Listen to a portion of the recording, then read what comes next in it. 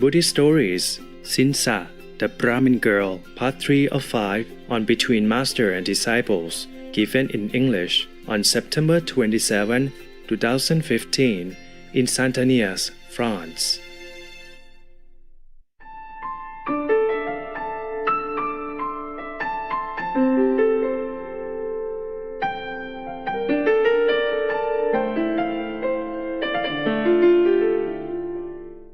Now, on the following day, the monks began a discussion in the Hall of Truth, just like the Hall of Meditation, where the Master always comes and teaches and preaches. You know, where the Buddha comes and preaches to the multitude, they call it the Hall of Truth.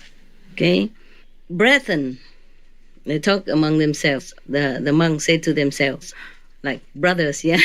Brothers, Cinca Manavika, because she falsely accused the possessor of eminent virtues, meaning the Buddha. This is one of his titles also. The foremost recipient of offerings, the supremely exalted, came to her utter ruin. Meaning this woman, she accused, the Buddha, the enlightened one, the Tathagata, the supreme virtue, etc. They're praising the Buddha with different titles, okay? Right. So therefore she came to utter ruin.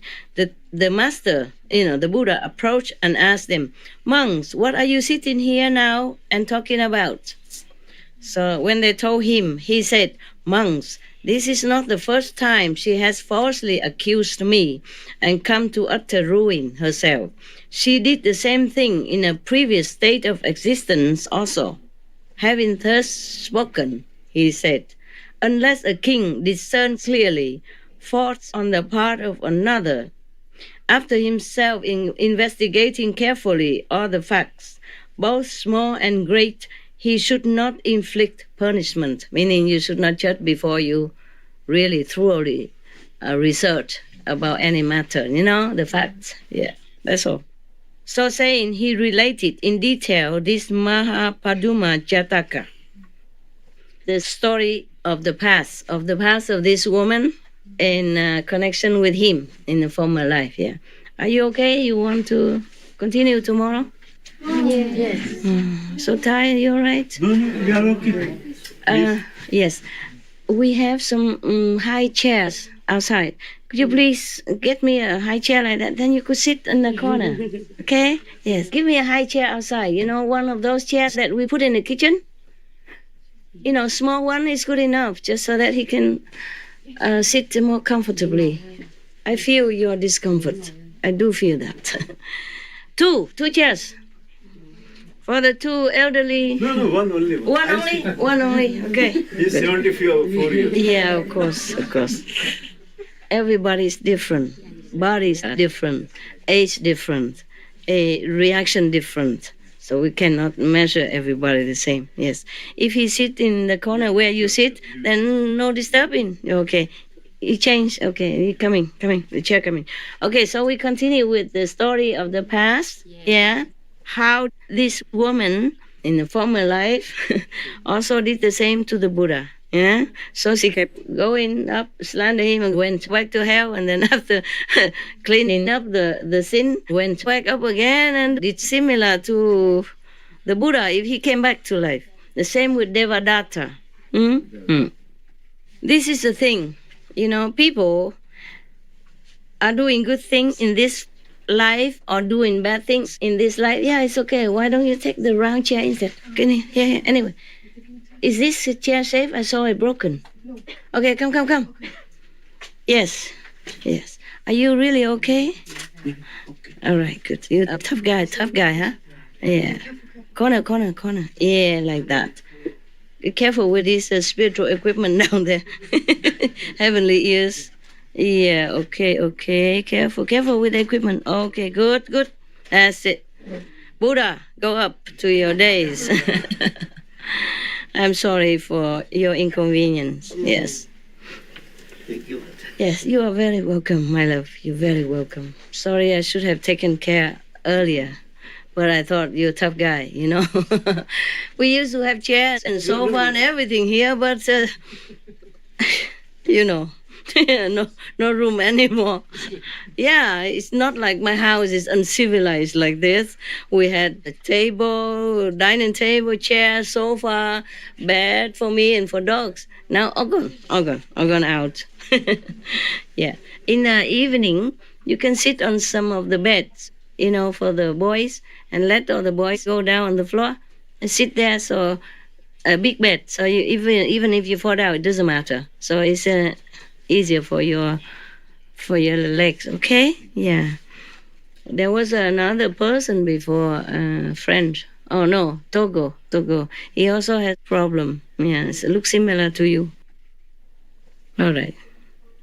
Okay, so now, so the Buddha related, relate, right? No, relay or relate? Recount, no. Raconte. Comment dire raconte in English? Tell. Huh? Tell. Tell. So simple? It's more elegant word than that. Okay. So the Buddha told the story now of the past life with this woman. Okay. At one time, Cinca Manavika. Okay, this is a story of the past title, The Lewd Woman and the Youth. At that time, it appears Cinca Manavika was reborn as one of the chief consorts of the king, fellow wife of the mother of the future Buddha, a long time ago. Yeah. Prince Mahapaduma. At one time, the Buddha was the prince in another country. A long time before he became Buddha, he was also a prince, but in another lifetime, another country. His name is Prince Mahaduma. She invited the great being to lie with her, meaning the prince. At that time, they called him the great being, referring to the future Buddha. At that time, he wasn't a Buddha. The prince. So this woman, she wanted to seduce the prince, her stepson, actually, to have a relationship with her, physical relationship with her, to lie down with her.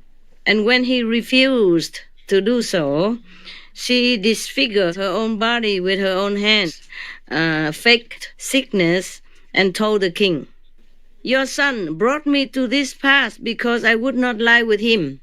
She told the opposite story. Understand? Yeah, woman. The king, hearing this, was filled with rage and straightway flung the great being, meaning the future Buddha and the prince at that time, down the robber's cliff. The deity dwelling in the mountain cared for him and placed him safe and sound with the hood of the king of the dragons. Yeah. The king of the dragons carried him to the abode of the dragons and honored him by conferring upon him half of his kingly power. Wow, so kind, huh? Yes. Dragons, people fear them, thinking they're bad. They breathe fire. They're so kind to the prince, because he's a good boy. You see, when you are good, even animals or dragons or fierce beings, they kind to you. Okay, right. Kingly power even, maybe gave him half of the kingdom and some of his magical power. Yes. All right. After the great being, meaning the prince at that time and this future Buddha, after the great being had dwelt there for a year, he conceived a desire to adopt the life of an ascetic. Accordingly, he went to the Himalaya country. Oh, Himalaya country. You know where it is? Just to test. You know where the Himalaya country is? No? India. India. Only you know? Do you know, two of you? I thought you did not know. I thought the Indians didn't know where the Himalaya is, so I just tested. Just for fun. I know you know. Yeah, I know where Himalaya is. I know the Gango tree. I know everything. Yeah, I know something that the Indian people don't know. Many Indian people don't go to Gango tree. The source of the Ganges River. where the ice melts and becomes the water of the Ganges, the source of the Ganges River. I went there, bathed in it. I told you already. I count 1, 2, 3, jump in and jump out because it's too frozen. Even in May, it's still frozen. The water just melts directly from the ice, and around is still snowing everywhere, It doesn't snow, but the snow is still there. It takes a long time to melt because very thick snow in the Himalayas, especially where the Ganges River, the source, the head of the Ganges River, that water is so clean. Ooh. I thought I follow all the Indians who believe that if you bathe in the Ganges River once, wash yourself, then your sins are washed. I just make sure that I do it 3 times. Because it's very cold. No, I don't see anybody dip themselves in the Ganges River there. Only I did it. Everybody looked. Oh, the Indians, wrap themselves blanket. Oh, and they just, use some water, dab, like that. And then they left. They believe the sins were gone. I did not believe sins were gone so fast. So I did it 3 times. And when you come out of the river of water, you feel like your body expands, and like many flowers, open, blooming from your skin. And I did it again and again, 3 times, just to make sure that, everything good is 3, right? They say so. I make sure my sins were gone. I wasn't sure, but just to be safe, yeah. Oh, man. When I came back from that trip, one of the Indian Master Savan Singh's disciples, he was very old already with the hair long like as much as the master, and he looked like a master himself, a senior disciple of the older generation. He came and prostrated in front of me. I was so scared. I was reading some discarded piece of newspaper in English. I don't know who dropped it there. I was reading. He came and touched my feet with his head. Oh, I was so scared. I ran away. I wonder if it's because of the Himalaya experience. The Ganges River, that they knew I went there. They knew I went there. Maybe because of that. Huh? Is it Charan Singh? No. Disciple of in the Savan Ashram. So it must be the disciple of Savan Singh, because he was old, very old. Yeah. But maybe a disciple of Kirpa Singh, I don't know. But he was very old already. I was only around 30, and his beard was so wide and long, and his hair white, and is very dignified, like a master himself. An old disciple, older generation than me. I could call him like grandpa, grandpa disciple or grandpa master, not the same generation, not the same master at that time. So anyway, maybe because of that, huh? Indian people, they respect people who went to the Himalaya Gangotri and still survive and come back. Because some people don't come back. It's dangerous. They say that. I didn't feel any danger, but they say it's very dangerous to go there. Yeah. If anyone can go there once in their lifetime, then they can boast about it and everybody knows about it. And is that true? Yeah. But why? Is it dangerous?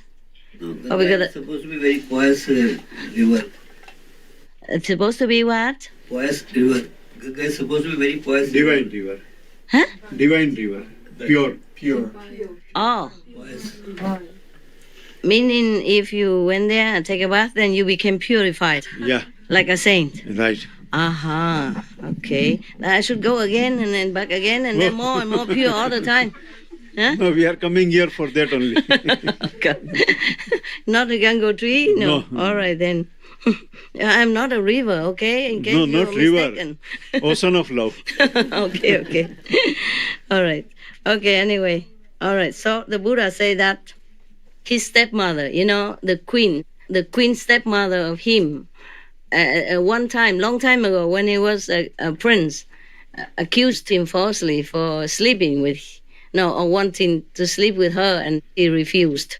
So she beat herself up, tore her clothes, and to make the king, jealous and feel like his son did something bad to his wife, his second wife, no? Something like that. He had many concubines anyway. So what's wrong with the losing only one?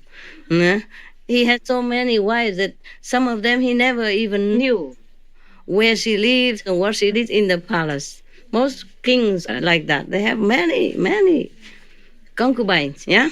So maybe they have three wives, main wives, and the rest are concubines. They don't even know. Concubine, he doesn't even know them.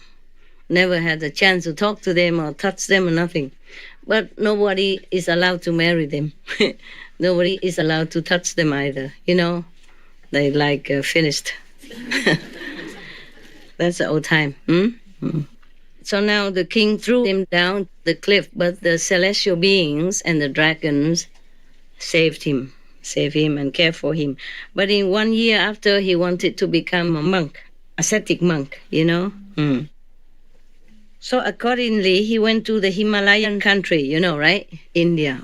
So everything good happens in India. How come he kept being reborn again and again in India? You see, India seems to be the cradle of spiritual spirits, yeah, spiritual lineage, spiritual master somehow. I don't know why.